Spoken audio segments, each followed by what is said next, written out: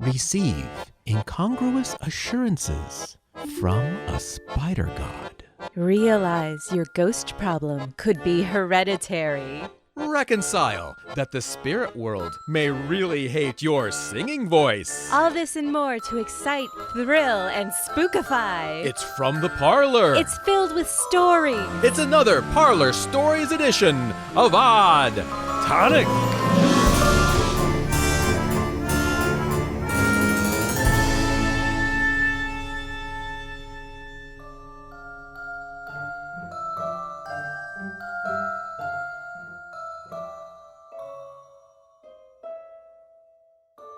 Welcome to the Parlour. I'm Jennifer. And I'm Maxwell.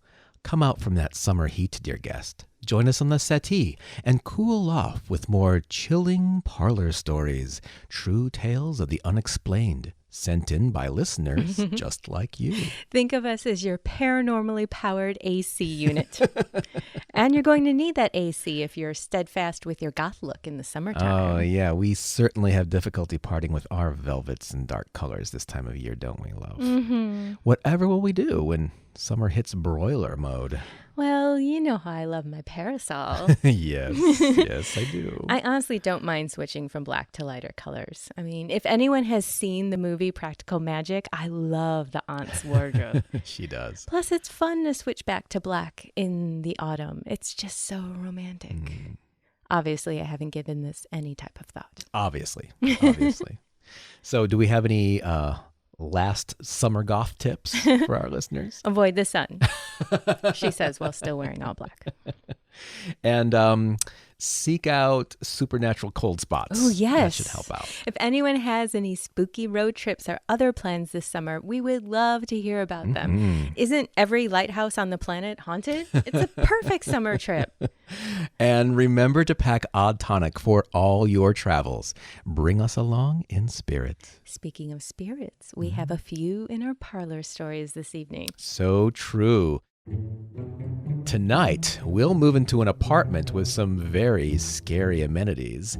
We'll join two gentlemen on a trip where no earthly GPS can find them. And we'll meet a little girl who is watched over by her guardian. Actually, we don't know what it is. But first, let's join a family's birthday celebration that comes with a very unwelcome tradition. It comes to us from Jonathan in Snoqualmie, Washington. During a cold and rainy February in 2019, we moved into a property known as Old Riley Homestead. It's a 100-year-old, 4-bedroom, craftsman-style home built in 1920. At one time, it was the only house for miles around. Old Man Riley was a tree farmer and, I believe, a logger as well. I'm not sure how many children he had in total, but there are a lot of Rileys still living here in the valley. Stories of old man Lee Riley riding his tractor up and down the driveway were told by the locals. Also, there were stories of strange people who lived here years later, one of which was in some kind of hostage standoff with the police some years ago. Do you think that was in the house listing? Yeah, you know, the hostage disclosure form. While settling into our new home, we would find interesting artifacts in the basement dating back 50, 60, even 80 years. The basement isn't finished. It's dirty, creepy, and breaking apart, typical of an old farmhouse. After living here a month or so, we celebrated our first birthday in the home, which happened to be for one of our children. We sang happy birthday, blew out the candles, cut the cake, and began to eat it. We were all standing in the kitchen eating when we suddenly heard the sound of a little girl screaming bloody murder and crying, deep, gut-wrenching moans and cries of anguish, all coming from the basement. I ran down there to see what could possibly be happening. No one was down there. The basement was empty. The screaming stopped. I explored the entire basement to make sure no one was hiding down there. I couldn't find anyone or any explanation as to what could have been making the noise. As I was down there, the screams started again, but this time it was coming from the top floor of the house. Of course, from there, I followed the screams to the upstairs, when again, they stopped. About 20-30 minutes later, the screaming resumed downstairs in the basement. At some point, I apologized out loud and said something like, "I'm so sorry you didn't have the birthday you wanted to have. I'm sorry if others mistreated you." And this seemed to quiet the screaming for a bit. But then, it started again randomly, off and on for a few days, until it finally went away altogether. Whenever we sing Happy Birthday here, the screams start again. We don't like to have birthdays in the house anymore. Happy birthday to you. Worst present ever. But the best story ever. Thank you, Jonathan. Yes. And hats off to Jonathan for trying to hash things out with the ghosty. The fact that it actually worked a little makes me wonder what would have happened if he had maybe just pushed it a little further. Like give her a place at the table with a little party hat? Well, actually, yeah. Well, maybe not at the table, but if he had brought a slice of cake into the basement, included her, but maybe at a distance, which I guess sounds a little heartless comparatively, but you know what I mean.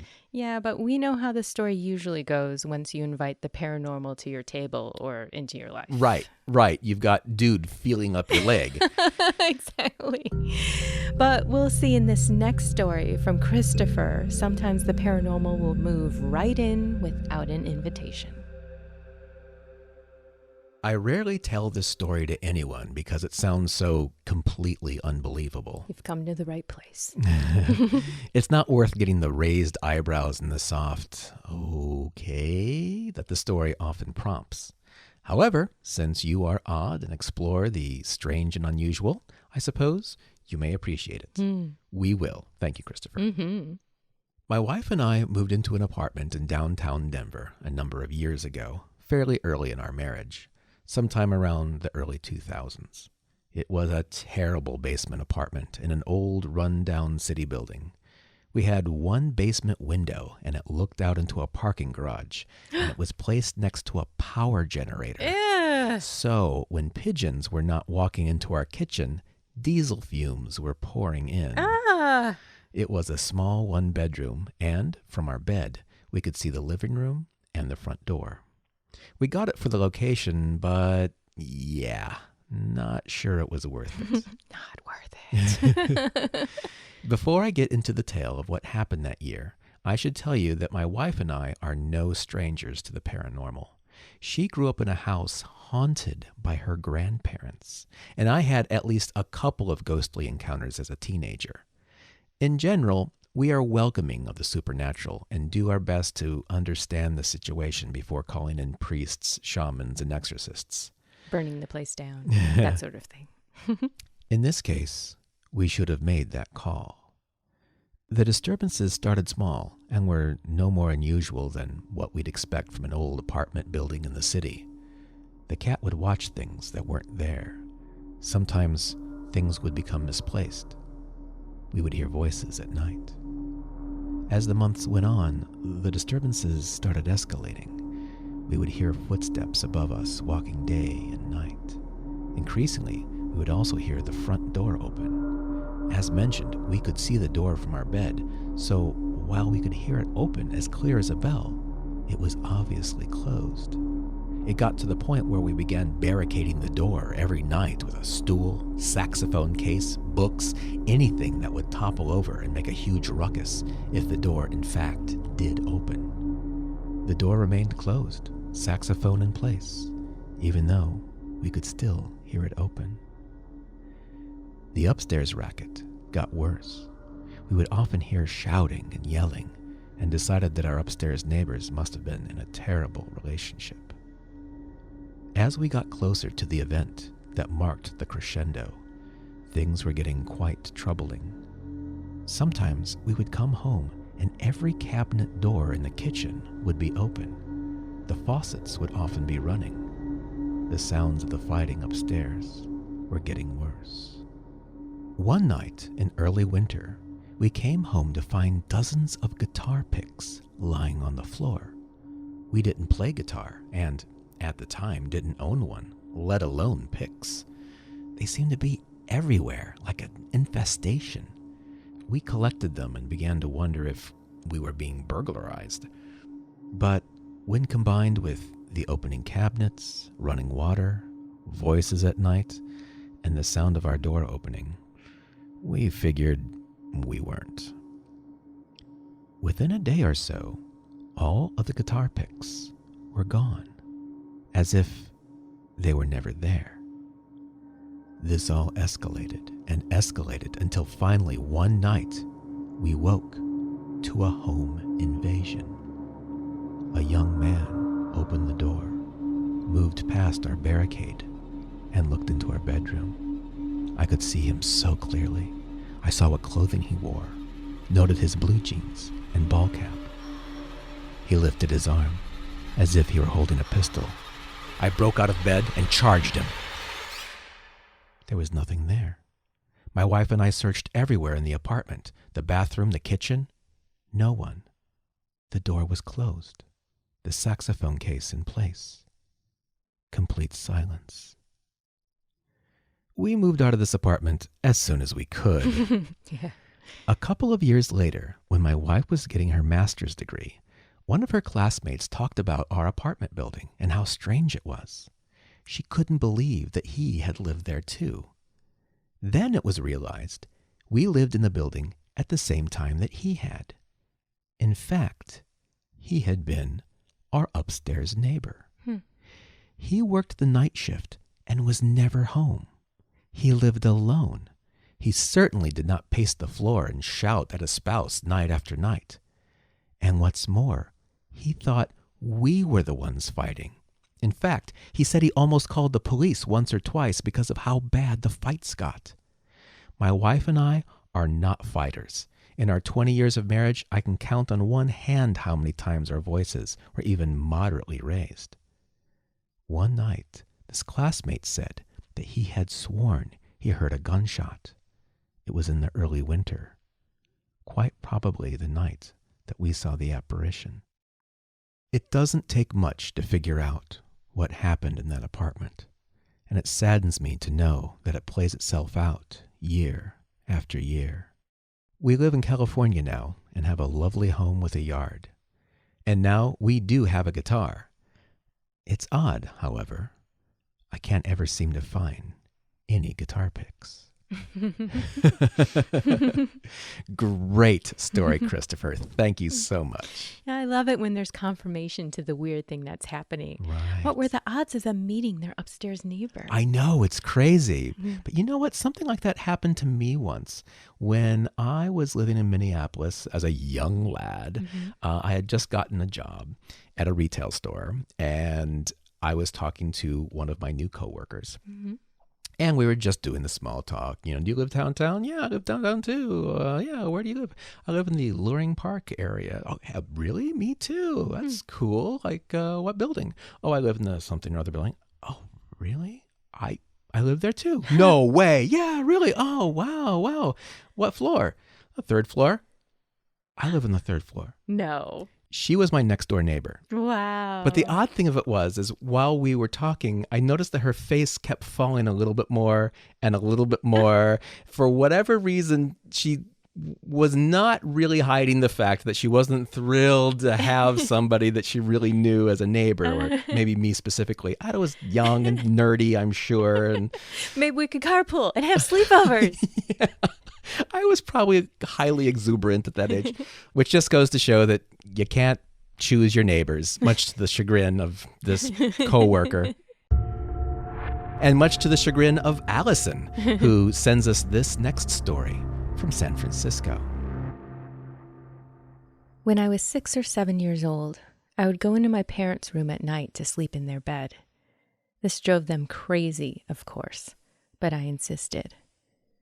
My mom would always ask me why I wanted to sleep with them, and my answer was always the same.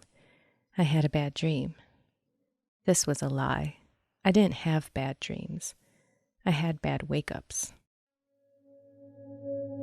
I'd wake up in the middle of the night and be afraid to open my eyes because I knew what I would see.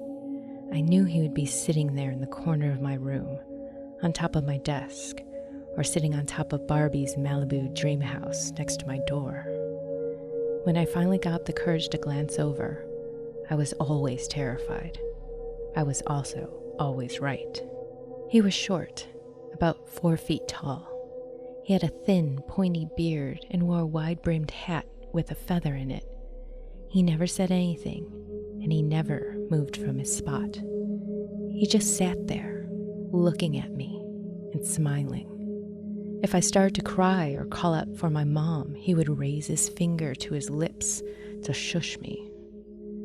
I didn't know who or what he was, but I always thought of him as a leprechaun. The worst part was that I got no relief. He followed me to my grandparents' houses and even to a friend's slumber party. At my paternal grandparents' house, he would sit on the hamper next to the door.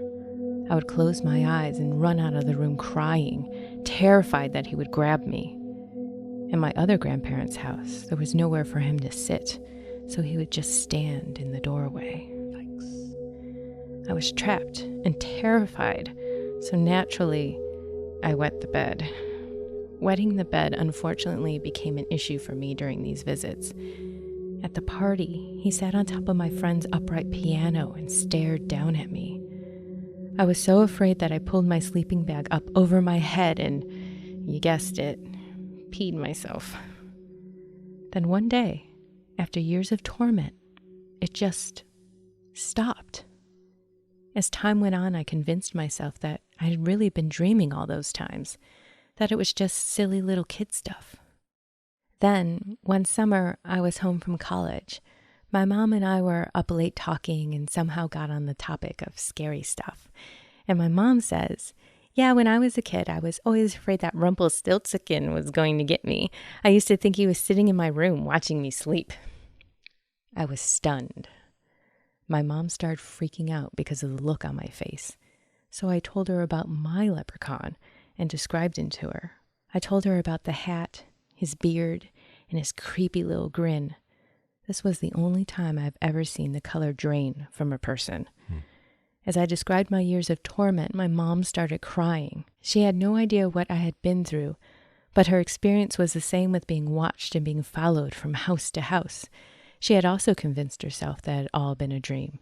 We sat there crying and hugging each other, asking questions we couldn't answer like, why had this happen to us? And were we the only ones? Once I became a mother, I began to fear that the same thing would happen to my daughter, but she almost never asked to sleep in my bed. I eventually stopped worrying about it and pretty much forgot the whole thing. Then, when my son was about 3, he started climbing into bed with me just about every night. He also had difficulty keeping dry at night, but only in his own bed, never when he slept with us. When I would ask him why he always wanted to sleep in my bed, he would give a non-answer like, I don't know, or because I like to.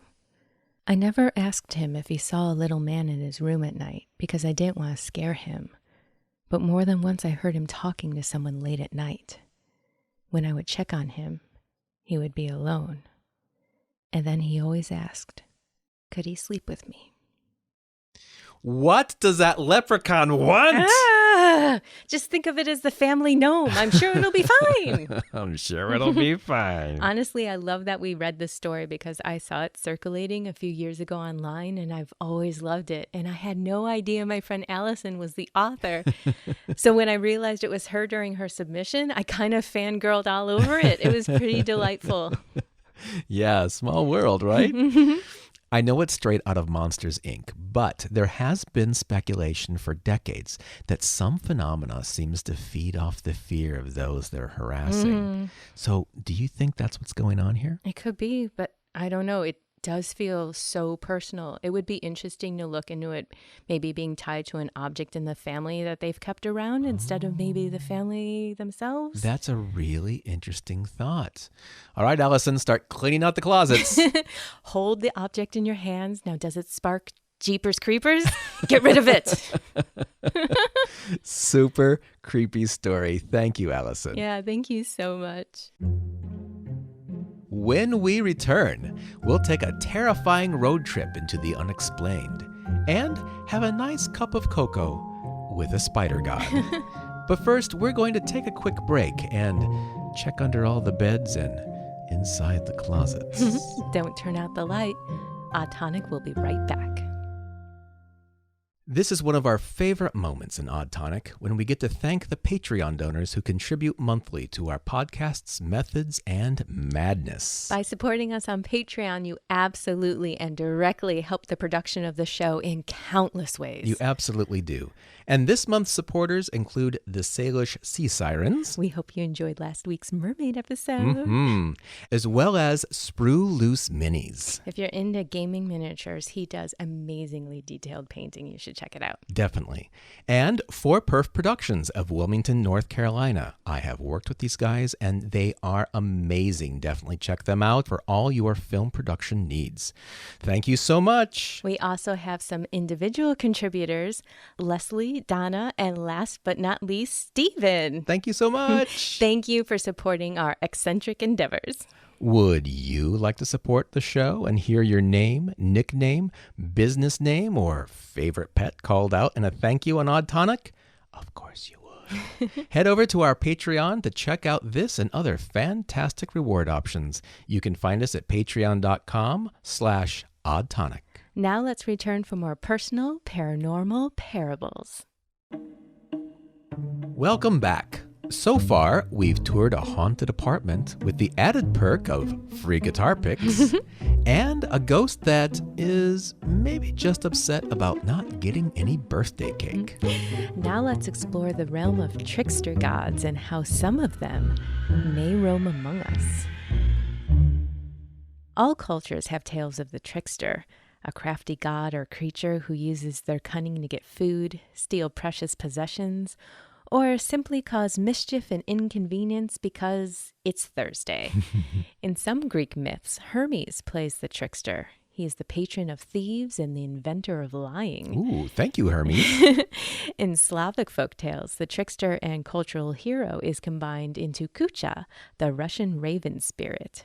In Norse mythology, the mischief maker is Loki, who is a shapeshifter. And Sly Renard the Fox is popular in Dutch, French, German, and English cultures. The hare is also a popular trickster in animal form, as well as the spider. In West African and Caribbean folklore, there is Uneasy, the silver-tongued spider who, depending on the tale, can also be depicted as a man. Which leads us to a story from Joe, who knows a thing or two about these tales.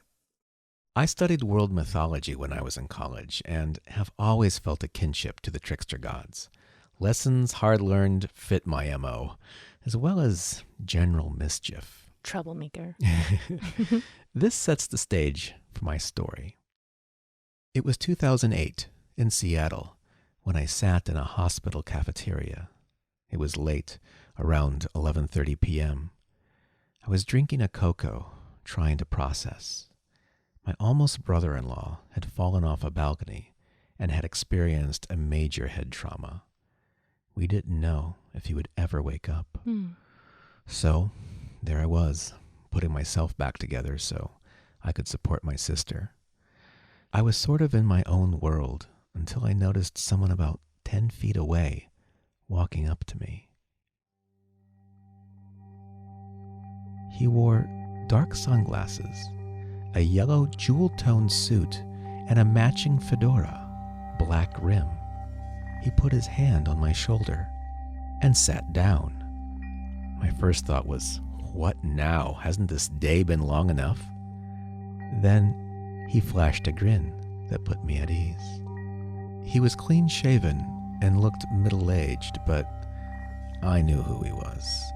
He was so close to the way Neil Gaiman had portrayed him in his book American Gods that it being anyone else didn't even enter my mind.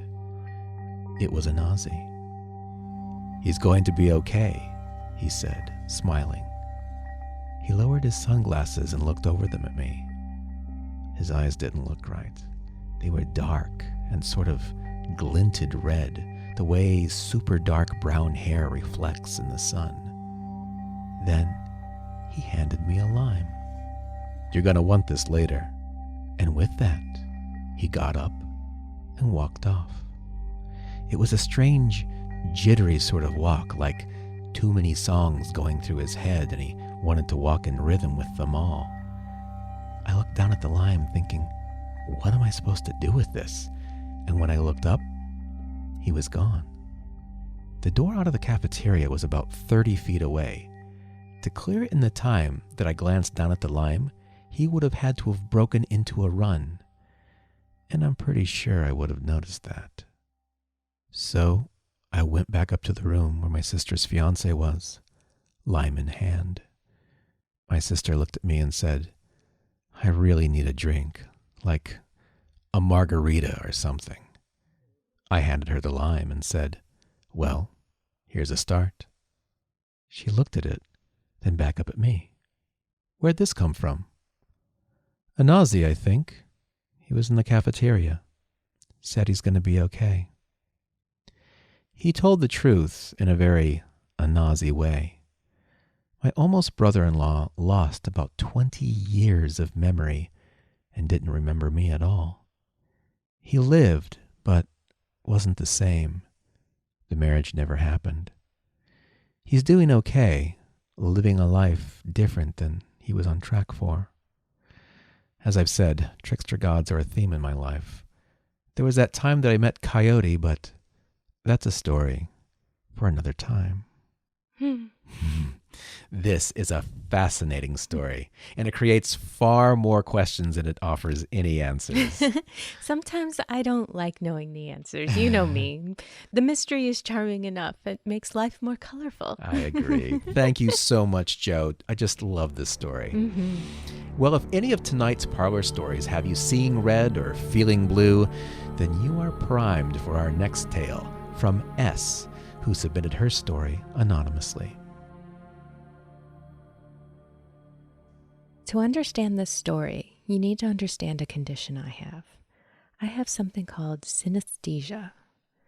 My particular kind lets me see colors in places others cannot see, like music and sound. Things like names, numbers, and days of the week all have colors when I see or hear them, and these colors never change or go away.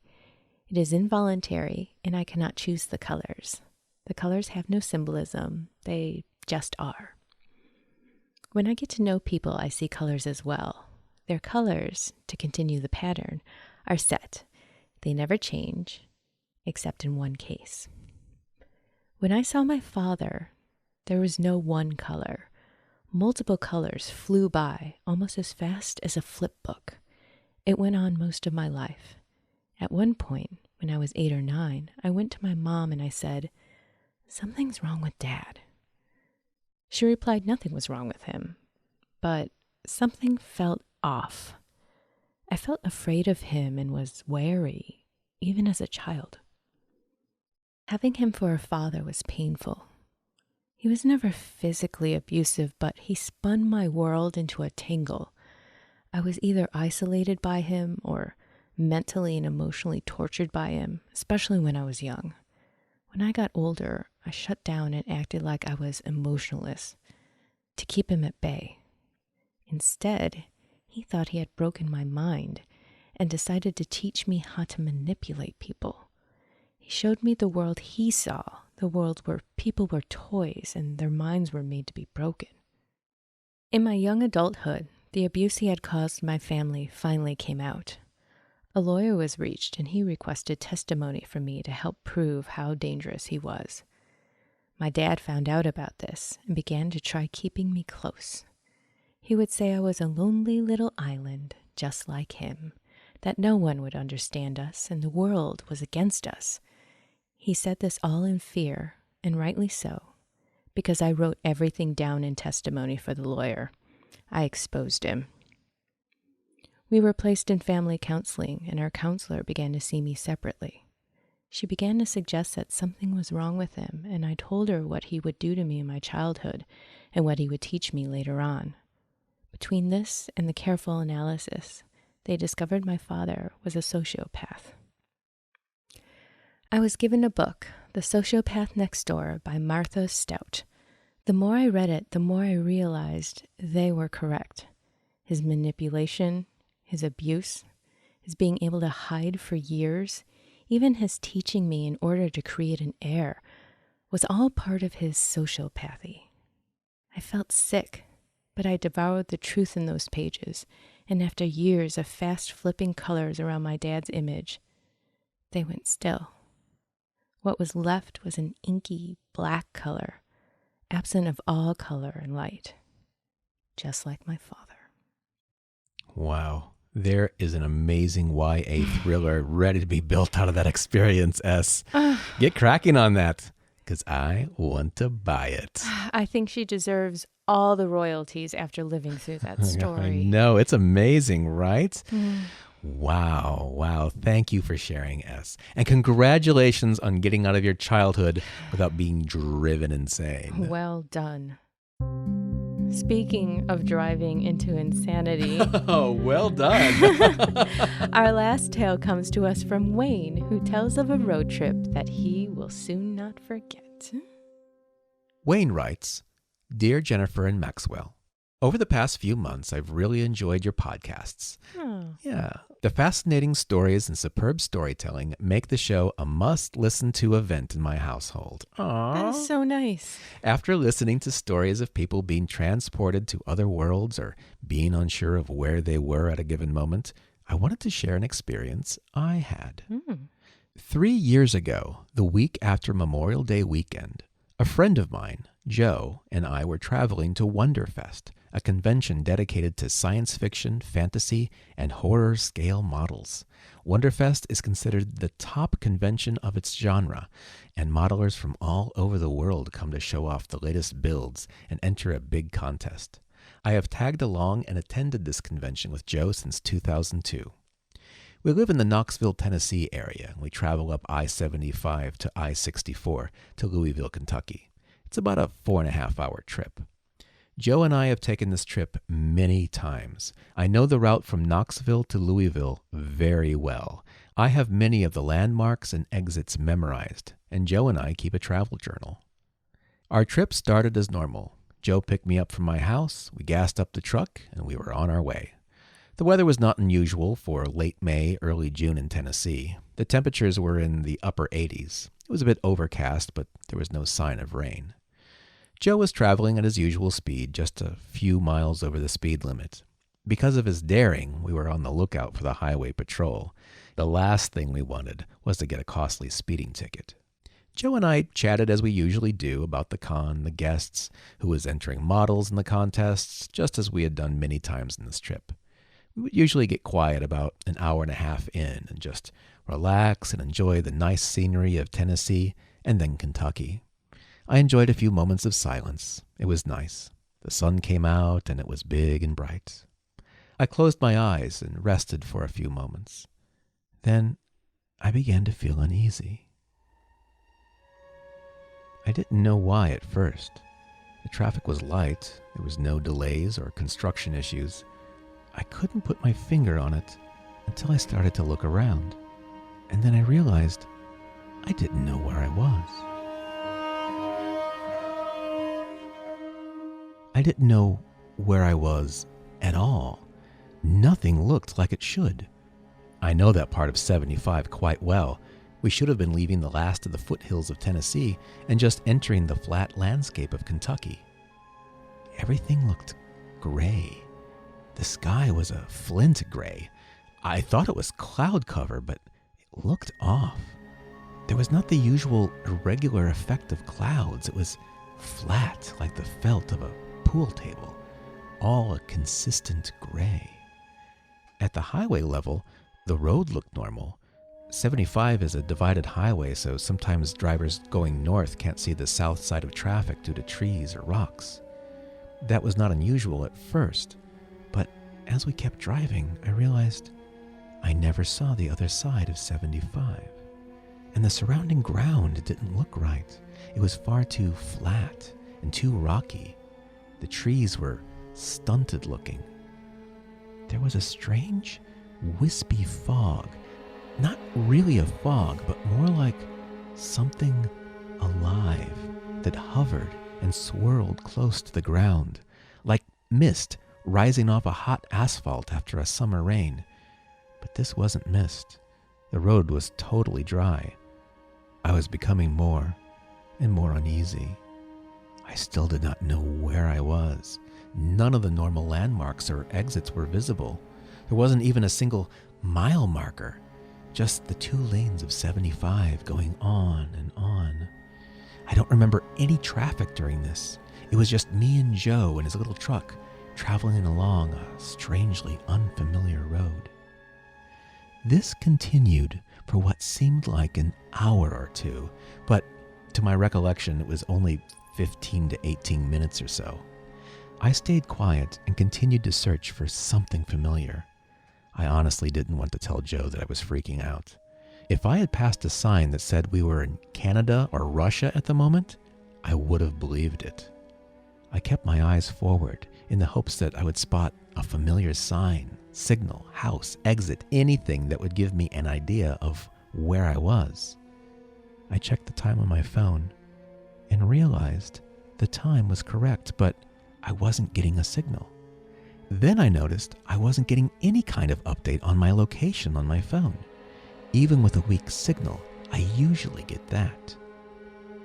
When I finally glanced over at Joe, I noticed that he had his full attention on the road. The look on his face was of complete concentration. I decided not to talk to him at that moment. For one thing, what was I going to say? Then I noticed how fast we were driving. Joe was easily going faster than 80 miles per hour. I began to sweat, and I mean flop sweat, like I was on a Florida beach with a wool suit on. My anxious breath was hard and rapid as I realized I was being taken over by a growing sense of terror. As we crested a small hill, things suddenly snapped back. The sky was overcast, but many breaks in the clouds revealed a bright blue sky. I didn't see the sun directly, but I could see strong rays of sunlight on the surrounding and quite normal-looking rolling hills. The fields were again populated by normal-looking trees and plants. I saw houses and other buildings and cars. Other cars. We drove for a few minutes. I considered the strange thing that had just happened, and I gathered my thoughts. But I didn't know what to say. What could I say? Sorry I was freaking out, but I think we were somewhere not here. After a few more miles of familiar territory, I finally turned to Joe and said, "Look, you are not going to believe this, but I was just lost. Like really lost for what seemed to be the last hour. I know this sounds crazy, but seriously, I was freaking out." Joe took a long drag on his cigarette, breathed out a cloud of smoke, and said, "Okay, you too, huh? I thought I was losing my mind. I didn't know where we were. I just started driving faster and faster to get somewhere I could get my bearings." Both of us sat in stunned silence. I understood that I could have had a senior moment. I was 55 and preoccupied by the anticipation of Wonderfest. I could chalk it up to nerves, a bad beef jerky snack, or something. But both of us had experienced the same thing. For me and Joe to have a similar freakout at the same time with fairly similar symptoms seemed more than a bit improbable. We didn't talk much about it at all.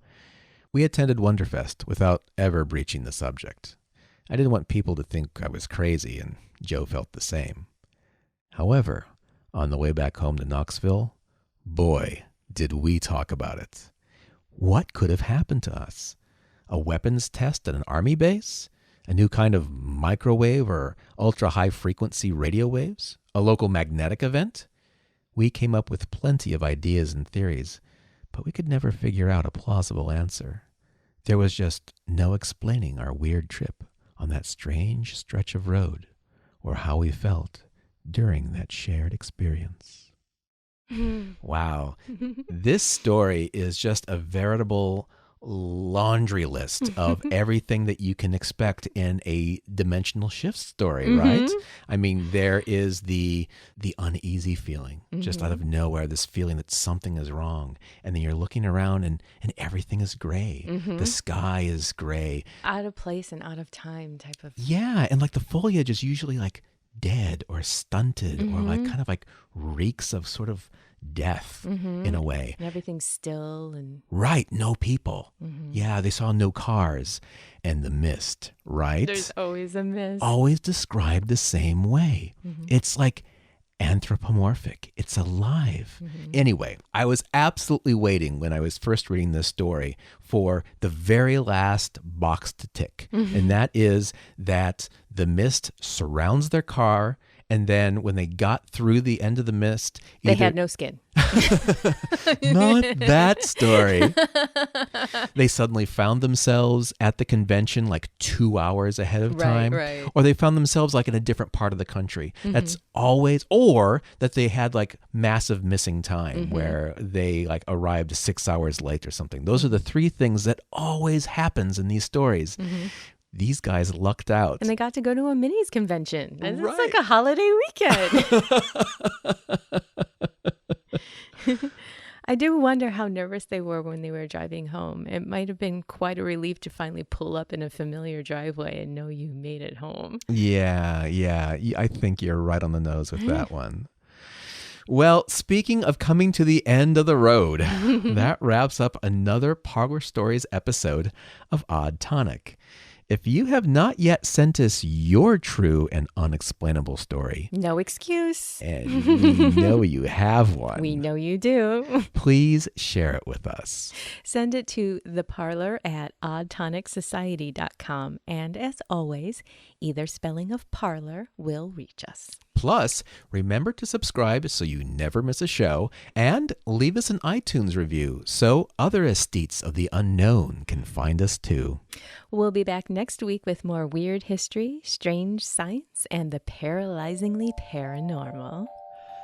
This is, dear guest, goodbye for now.